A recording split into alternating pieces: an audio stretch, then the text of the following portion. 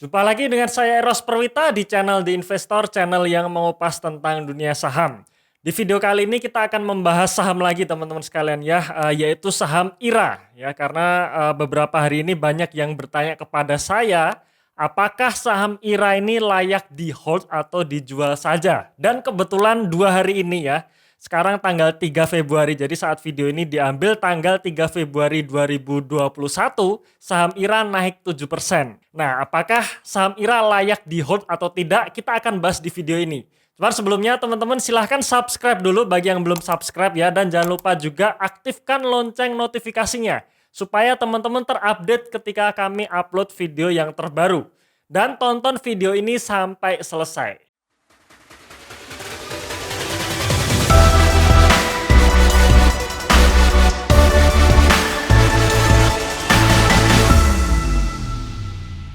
Video ini berjudul IRA saham yang sebenarnya kinerjanya bagus di tahun 2020 kemarin. Tapi, nah ada tapinya. Apa tapinya? Nanti akan kita bahas ya. Tapi sebelumnya kami sampaikan lagi teman-teman sekalian, teman-teman bisa download ya. Kami membagikan 5 tools analisa saham secara gratis. Ya, jadi teman-teman bisa download secara gratis di website kami di investor.id atau teman-teman tinggal klik linknya di deskripsi di video ini ya. Ada 5 tools ya. Tools ini menurut saya bisa membantu teman-teman dalam menilai harga wajar saham, dan ini semua ada tutorial cara penginputannya ya. Silahkan teman-teman download secara gratis di website kami di sini ya. Teman-teman juga bisa follow Instagram kami @theinvestor_id. Oke, sebelumnya saya juga ingin menyampaikan disclaimer dulu. Yang pertama, video ini hanya sebatas pendapat saya pribadi dan bertujuan untuk memberikan informasi secara umum saja ya. Di sini pendapat saya pribadi dan saya sendiri backgroundnya bukan dari kesehatan atau farmasi ya. Jadi saya tidak begitu mengerti tentang bisnis farmasi. Saya backgroundnya finance ya. Jadi untuk membaca laporan keuangan saya bisa, tapi untuk bisnis farmasi saya belum begitu mengerti ya. Kemudian yang kedua, video ini bukan rekomendasi beli atau jual ya. Jadi teman-teman silahkan nanti tentukan sendiri apakah mau dibeli atau dijual atau di hold. Kemudian yang ketiga, pendekatan analisa saya adalah menggunakan metode value investing. Nah, kenapa value investing? Karena menurut saya metode ini satu-satunya cara metode yang bisa memberikan penawaran untuk ketenangan. Ya, jadi untuk investasi yang tenang dan juga tumbuh ya, value investing ini jawabannya. Nah, value investing ini sebenarnya apa sih? Sebenarnya sekilas ya mengenai value investing ini adalah bahwa di balik lembaran saham itu ada bisnis. Ya, jadi bukan hanya semata-mata karena pergerakan harga sahamnya saja, tetapi ada bisnis di balik saham yang kita beli dan itu harus kita tahu. Plus ya, saya juga menempatkan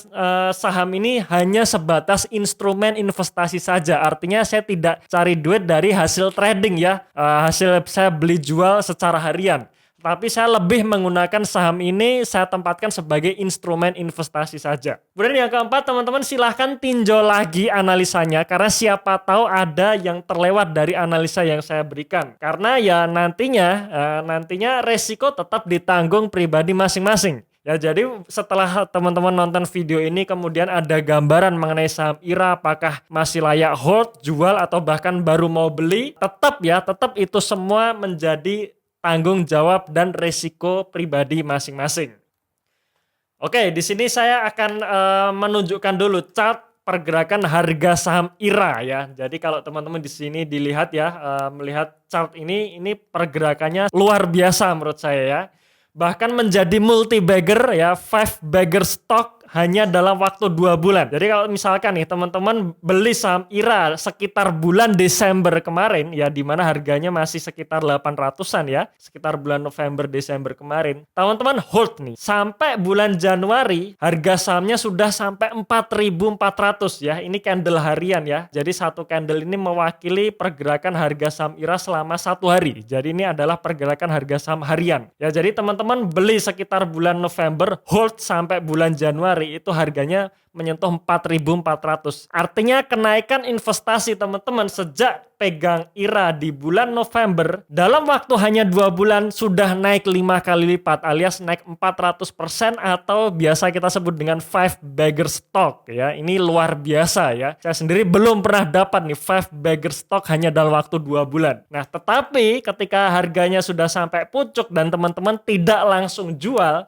alias teman-teman lengah 1 hari saja langsung kena ARB nih berhari-hari ya. ARB ini turun tapi tidak ARB, tapi habis itu ARB lagi, sempat naik kemudian merah lagi, kemudian ARB lagi, ini turun lagi tapi nggak ARB, kemudian ARB lagi, kemudian naik ya. Dan tanggal 3 Februari 2021 ini saham IRA naik 7,5% ya. Jadi kalau misalkan teman-teman tidak sempat jual di pucuk pun ya, sekarang di 1.800 ya ini masih multi bagger ya.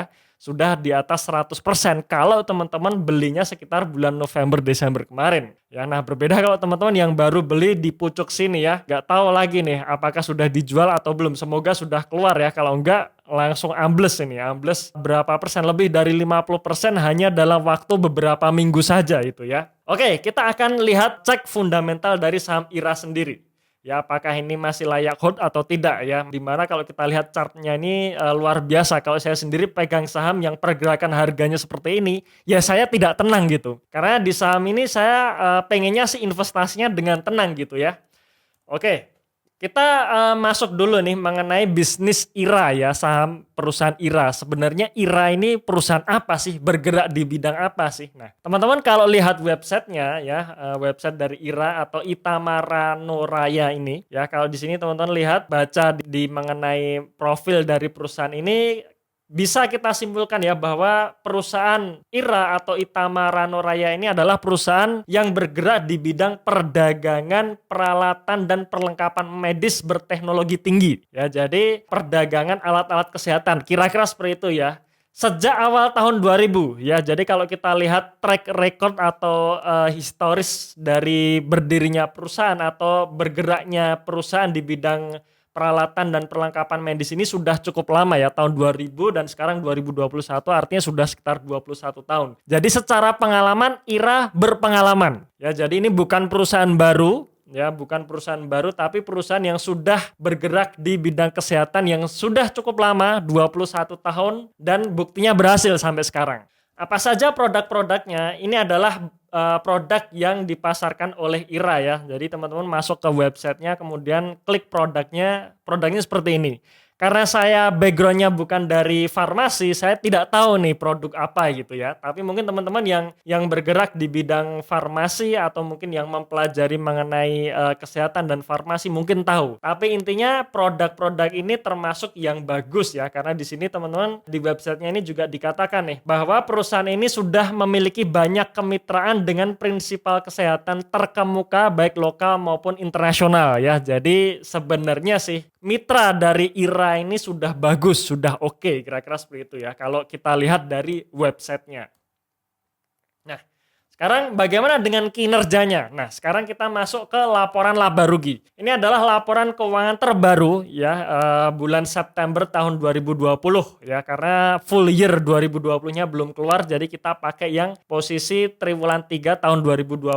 Nah, kalau kita lihat semua pos ini yaitu pendapatan, laba kotor dan laba bersihnya itu naik. Dan ini bagus ya, kinerjanya naik ya. Jadi di tahun 2020 laba atau pendapatannya naik, laba kotornya juga naik, laba bersihnya juga naik. Bahkan laba bersihnya ini naik kurang lebih sekitar 50% dari 6 miliar menjadi 9 miliar. Sebenarnya di sini ada pendapatan lain-lain ya, yaitu sebesar 1,9 miliar, tapi di sini juga ada beban lain-lain sebesar 1,8 miliar. Jadi ini bisa kita hilangi saja nih, nggak berpengaruh ya, karena pendapatan dan beban lain-lainnya hampir imbang. Jadi kalau kita lihat laba bersihnya ini, kenaikan 50% laba bersih memang disokong dari pendapatan dan laba kotornya yang juga naik. Jadi ini bagus ya, kinerjanya tahun 2020 naik ya, alias bagus. Nah, kemudian kita lihat dari sisi pasifanya ya, atau liabilitas dan ekuitasnya. Nah, liabilitasnya menurut saya ini juga bagus. Kenapa? Karena di sini tidak ada hutang bank. ya, atau penerbitan obligasi. Artinya perusahaan masih bisa membiayai kegiatan operasionalnya dari asetnya pribadi tanpa harus meminjam bank, ya, atau menggunakan leverage dari bank maupun penerbitan obligasi. Dan menurut saya ini bagus. Bahkan jumlah liabilitasnya pun itu juga berkurang, ya. Di tahun 2019 itu sebesar 90 miliar, di posisi September 2020 itu berkurang menjadi 70 miliar saja. Kemudian kalau kita lihat sisi ekuitasnya ini juga bagus, ya. Bahkan menurut saya ya sangat bagus ini, ya, karena perusahaan melakukan share buyback, ya, yaitu sebesar 59 miliar. Jadi perusahaan membeli saham yang beredar itu sebesar kurang lebih 59 miliar rupiah, ya, nilainya, ya. Dan kalau kita baca di pengumumannya, ya, atau public expose-nya, share buyback ini dilakukan sekitar bulan Maret, ya, Maret ataupun April tahun 2020, di mana harga sahamnya masih rendah waktu itu. Kalau nggak salah, ya, nanti teman-teman bisa cek lagi. Kalau nggak salah mungkin harga buybacknya sekitar 500 atau 600-an. Artinya apa? Artinya ketika perusahaan nantinya butuh tambahan modal, ya, perusahaan tidak perlu harus meminjam di bank. Perusahaan cukup menjual saham treasury di harga sekarang di 1.800. Nah, perusahaan akan mendapatkan tambahan dana yang besar gitu, yang luar biasa, ya, karena buybacknya di harga murah, sekarang harganya 1.800, ya. Dapat multi bagger juga ini si IRA ini, ya, IRA-nya sendiri dapat tambahan dana multi bagger juga dari sahamnya sendiri. Dan menurut saya ini bagus, ya. Jadi kemampuan manajemen untuk meracik di sisi pasifannya menurut saya oke, ya, bagus seperti itu. Nah, selanjutnya kita lihat di sisi asetnya. Nah, di aset inilah yang menurut saya perlu hati-hati. Kenapa? Karena kalau kita lihat di sini, ya, jumlah aset dari IRA sendiri per posisi 30 September 2020 itu sebesar 245 miliar. Di mana 153 miliarnya itu berupa piutang. Nah, teman-teman bisa lihat sebenarnya asetnya sangat liquid, ya. Dari 245 miliar itu sebesar 224 miliarnya itu adalah aset lancar, artinya aset liquid. Cuman sayangnya dari 224 miliar ini 153 miliarnya berupa piutang. Ya, jadi piutang ini memiliki porsi 62% dari total aset, ya, di mana piutang ini sangat beresiko. Resikonya apa? Ada resiko piutang tak tertagih. Jadi kalau misalkan piutang-piutang ini tidak dapat ditagih, ya, alias si konsumernya IRA tidak bisa membayar piutang ini, ya, artinya perusahaan akan kehilangan aset, ya, kehilangan cash flow, kehilangan uang. Nah, makanya di sini kita perlu hati-hati, ya. 62% dari total aset berupa piutang menurut saya ini resikonya tinggi. Apalagi kalau kita lihat, ya, umur piutang dari IRA ini, ya. Nah, di dalam catatan atas laporan keuangan, nah, piutang IRA ini sebesar 95% itu sudah melewati tanggal jatuh tempo, ya. Jadi di sini, ya, umur piutang dari IRA yang belum jatuh tempo itu sebesar 7 miliar. Kemudian yang sudah lewat jatuh tempo artinya pembayarannya telat sampai 1 bulan itu 7 miliar. Kemudian yang sudah telat antara 1 sampai 3 bulan sebesar 45 miliar. Kemudian yang pembayarannya telat antara 3 sampai 6 bulan itu 69 miliar, dan di atas 6 bulan itu 11 miliar. Artinya 95% umur piutang dari IRA itu sudah melewati tanggal jatuh tempo pembayaran. Dan ini juga keterangannya per 30 Juni 2020. Saya juga nggak ngerti nih, ini kenapa di laporan keuangan posisi triwulan 3, ya, triwulan 3 artinya periode September 2020. Tapi di catatan atas laporan keuangannya, ini menampilkan di posisi 30 Juni tahun 2020. Ini juga menurut saya perlu tanda tanya ini, ya. Apalagi kalau teman-teman lihat di stories piutang dari IRA sejak 2018 itu selalu naik. Artinya kalau piutang selalu naik, itu ada cash flow yang tidak masuk. Ya, jadi ini perlu hati-hati. Ya, hati-hatinya apakah ke depan kita bisa meyakini nggak para konsumer dari IRA ini bisa membayar seperti itu. Apalagi kalau kita lihat, ya, ini di sini 95%-nya ini sudah melewati tanggal jatuh tempo pembayaran gitu. Ya, oke, ya. Jadi sebenarnya miss di saham IRA ini adalah di posisi asetnya, yang dimana, ya, aset ini penting juga. Aset karena menggambarkan kekayaan dari perusahaan gitu, ya. Oke, kita balik lagi ke harga sahamnya. Sekarang pertanyaannya adalah layak nggak ya? Layak nggak saham IRA itu dihargai di 4.400 atau di 1.860 seperti diperdagangkan pada tanggal 3 Februari 2021 ini. Kita akan hitung valuasinya sekarang ya. Nah, teman-teman tadi sudah lihat ya bahwa posisi laporan keuangan triwulan 3 2020, laba bersih IRA naik 50%, yang dimana kenaikan laba bersih tersebut didukung oleh pendapatan dan juga laba kotor. Ya itu bagus.